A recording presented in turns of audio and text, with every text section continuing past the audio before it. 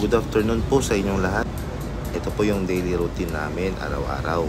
May customer pala tayo na gustong ipa-customize, kaya gusto niya hatiin sa gitna kasi daw malapad na masyado yung height ng net na in-order niya. So ang ginawa natin, kinating natin sa gitna. Sa mga nagtatanong kung para saan itong ginagamit, sa mga nagtatanong kung saan ito ginagamit, pwede po itong pangbakod ng manok, kambing at iba pa.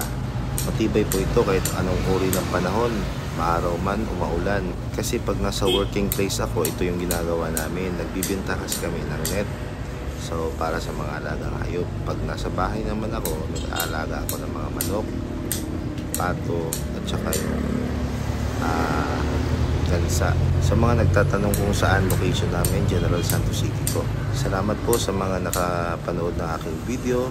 At sa mga gusto po, sana po i-subscribe nyo po ang bago at ang maliit nating channel. Thank you po.